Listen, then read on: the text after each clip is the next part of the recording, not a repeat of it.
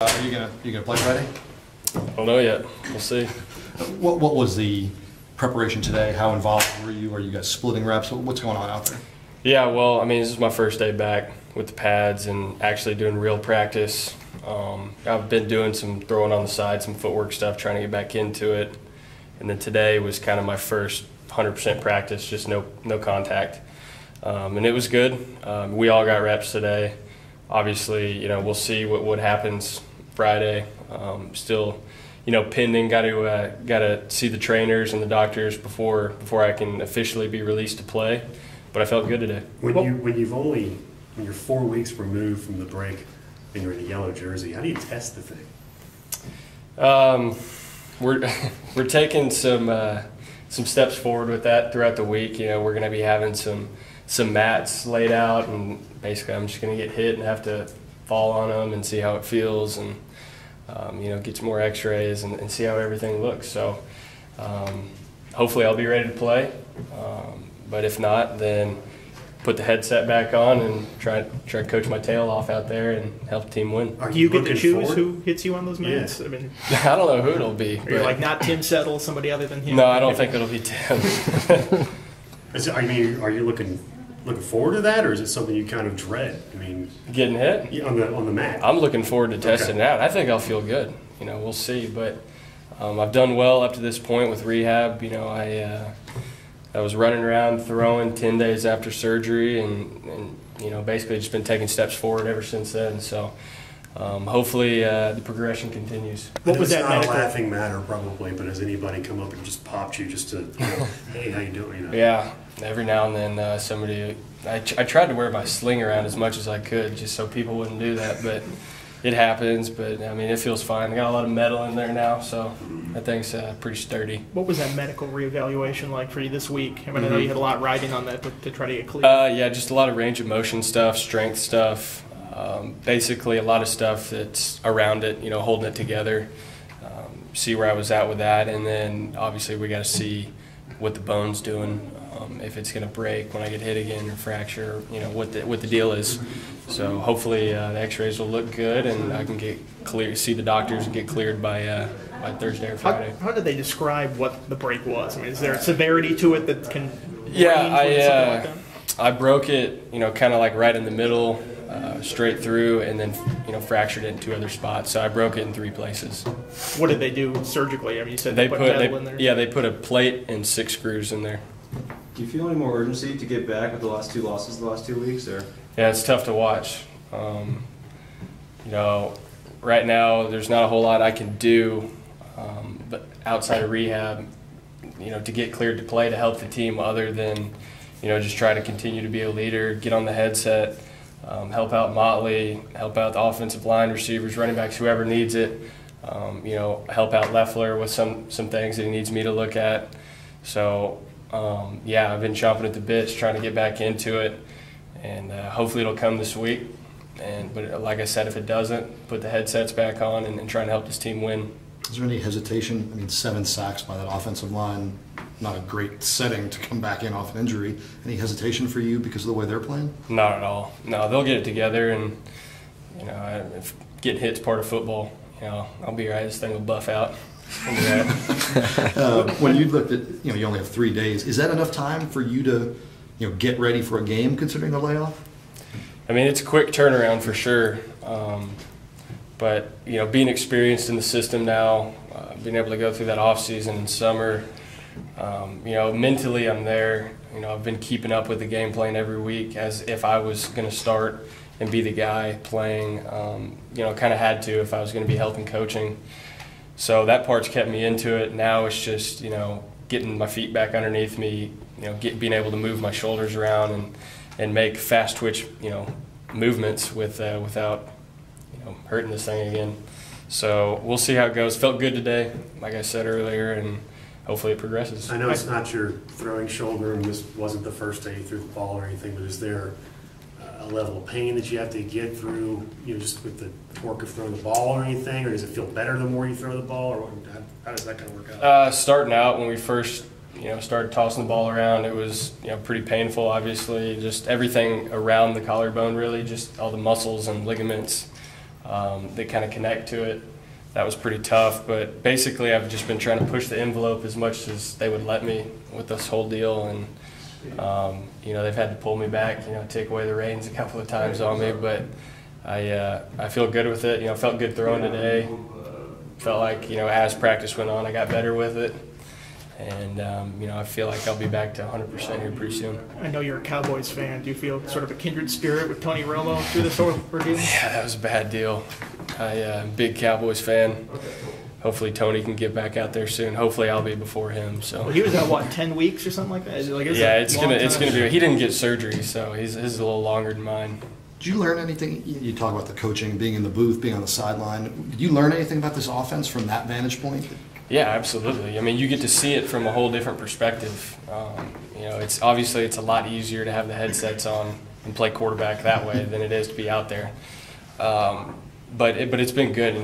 Just studying the game plan every week and then having to think like a coach rather than a QB.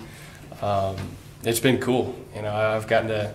A couple of times been up in the box with Leffler, helping out with some things, with the pass game and identifying coverages and whatnot. And then sometimes I'm on the sidelines helping out Motley. So it's been good. Just like I said, just trying to do whatever I can to help the team. Why did you feel compelled to go on the road with the team? Is it just the fact that you want to be with the guys? Did you feel like there was something you could input, and also how that plane flight feel with the shoulder? Well, of course I wanted to go and be with the team. I didn't think that I was going to be going. And then, Coach Leffler and Coach Beamer, came up to me and told me that they wanted me to come and thought it would be a good idea for me to be around the guys and to help out. So I was all on board with that, and, we got on a plane and headed out there. I was fine on the plane, yeah. Well, your interviews are mid-season. You're back and forth mid-season. Yeah,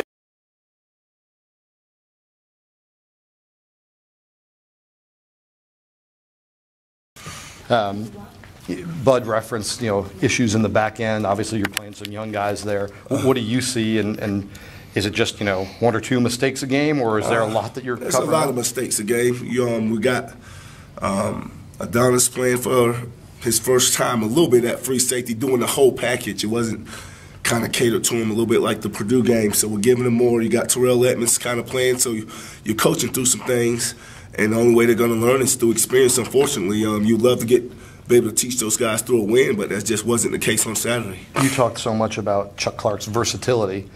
Was there been any discussion about maybe playing him somewhere else after, Kendall getting hurt? Or? Yeah, Chuck can play with a week's notice or a couple of days' notice anywhere back there. It's just having the other pieces to move around, and we just don't have those other pieces when Kendall's out and Chuck's out, and, you're still trying to get Brandon back to where he was. It's just, we don't have as much flexibility with the other pieces. We're just young. We got other guys that are in there that are inexperienced. When the team makes a move, like Stroman flipping over to the offensive side, how much do they consult with you? I assume they do, and they're like, hey, if you've got an option at nickel.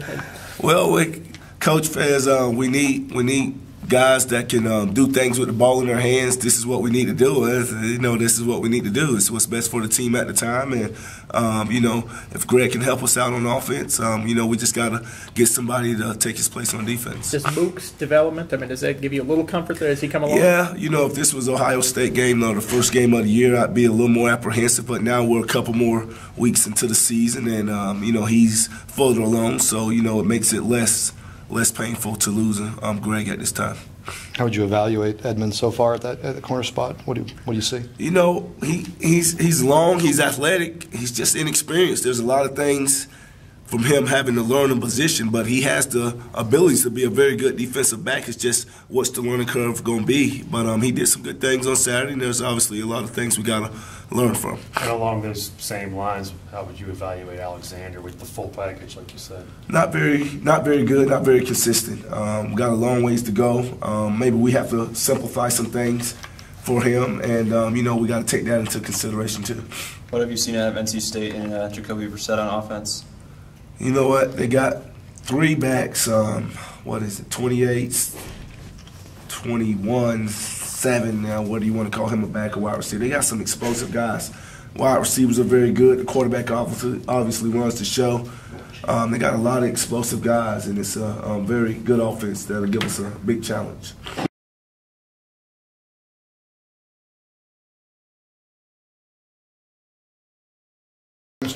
look today?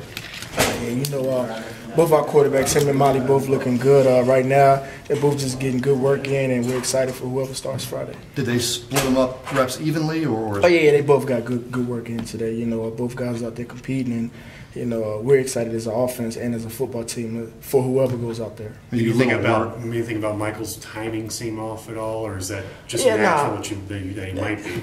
He looked good to me. He looked good. Molly looked good. You know. Coming back from a hard game against Pitt, Molly looks even better, you know. So him and Brewer, both guys out there really just showing what they're about and really getting after it. So, like I said, man, we're excited for whichever quarterback gets chosen. You all worried that if you split the reps, whoever gets it in is going to be not as ready as maybe they should be? You know, as far as quarterback? Yeah.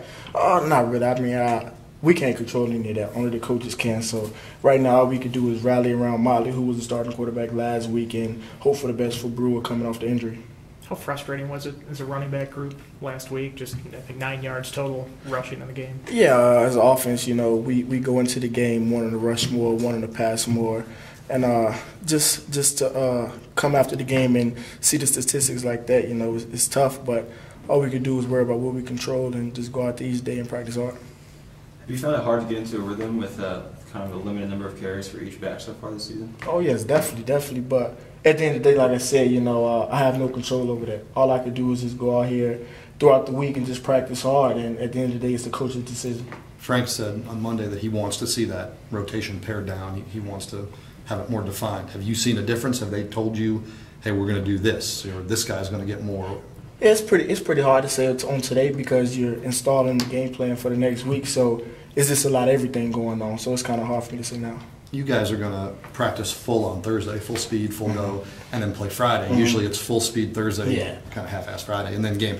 Are you at all worried about, you know, where you guys will be physically? Nah, not at all. You know, I can think back to last year when we played UVA on a Friday. You know, it was a sort of similar situation. So I mean, it's just the concept of being ready. You know, of course you want to look at are the players going to have their full legs and things like that.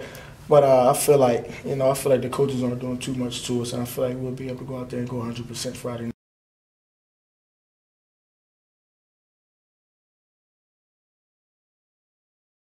Beamer mentioned that he sees a bigger role for you, and obviously with Greg moving over to offense. What have they told you about what to expect this week? Just the scheme that we put in so far. Not to expect nothing much different from what everybody's been doing. You know, it's college. The competition is pretty much the same. You just got to show up on Saturdays and execute what you're taught. It's not going to be a big difference. I played a little bit, me and Greg. ECU was my first start. Got a lot of experience that game.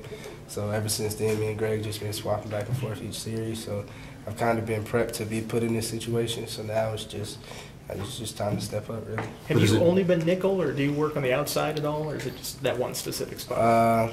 Mostly nickel, but I play corner from time to time.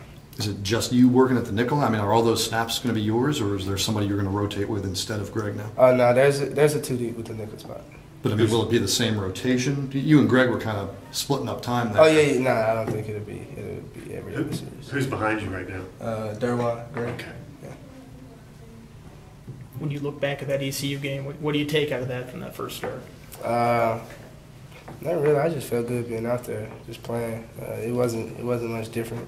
Is what I expected. I like playing in big games like that. Competition was everything I wanted. So just grew up within the game. Had a pretty good game that game. So just building off that. Are you upset they called that one a fumble and not an interception? Yeah, but at the end of the day, it's still a stat. So I wish it could have been a pick, but it's all right. Have you watched it? I mean, what do you think? Oh yeah, it was a pick. His arm went for it, so. But hey, the refs that game weren't on it, so I just gotta live with it. Coach Brewer mentioned that he felt like the team maybe didn't have some of that passion in that last game, didn't seem to be enjoying the moment, that kind of stuff. Did you notice that, and do you know what he's talking about? Yeah, I know what he's talking about. It's just frustration with everybody right now, but I mean, you know, we're a team, so we're gonna get closer together. We're gonna figure this thing out. We're gonna keep it going. We're gonna get back on our feet. We're gonna keep moving forward. That's what we're out here for. We got each other's back. So just time heals all. So you know, next week it's a new week, new opportunity. So we're gonna push together. We're gonna push through, and we're gonna come together as one. I'm sure it was deflating to get the news about Kendall.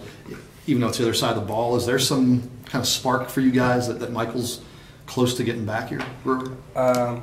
I don't know much about Mike. I've just been paying attention to defensive staffs and all that because, you know, like I said, I got to be ready this game. I got to be on top of everything. First true start, you know, with guys, it's not because anybody's hurt anything, so it's the first true start. So I got to be ready. That's all I've been focused on.